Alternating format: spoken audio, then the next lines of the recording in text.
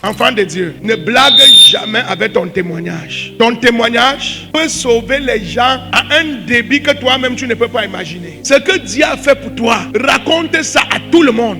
Viens dire à l'église, pas dire au quartier. Dis ça dans les réunions familiales. Raconte à tout le monde. L'aveugle Bartimée a dit, je ne sais pas s'il est Dieu. Je ne sais pas s'il est le Messie. Mais ce que je sais, c'est que je ne voyais pas. Il m'a touché. Maintenant, je vois.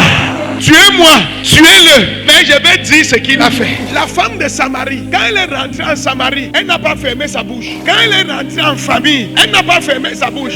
Il y a les gens qui viennent à l'église, ils sont chauds. Et quand ils arrivent en famille, ils commencent à se comporter comme les enfants de la famille. Ils veulent faire plaisir, ils ont peur de dire que moi je crois en Dieu. Ils ont peur de dire que moi, ils commencent à faire, ils boivent aussi, faire comme tout le monde. Are you joking? Tu dois te tenir pour que cela soit sauvé. Si tu fais comme eux, tu ne peux plus les sauver. Reste solide. Ils vont t'insulter au début, ils vont te combattre, ils vont t'abandonner. Mais si tu es solide, c'est toi qui vas les sauver. Ne te mélange pas comme les membres de la famille quand tu pars en famille. Va leur parler de Jésus, va les annoncer comme Jésus. Et tiens-toi comme un serviteur de Dieu. Témoigner. La Bible dit que quand Jésus a délivré le Gadarénien, il est rentré dans la Décapolis, dans les 10 provinces de sa zone. La Bible dit qu'il est devenu le plus grand évangéliste. Qu'est-ce qu'il prêchait? J'étais possédé, Jésus m'a sauvé. J'étais possédé, Jésus m'a sauvé. Les témoignages sauvent. Les témoignages sauvent. Quand Dieu, même si c'est petit, viens dire. Pour toi c'est petit, mais je te dis que ça va sauver quelqu'un.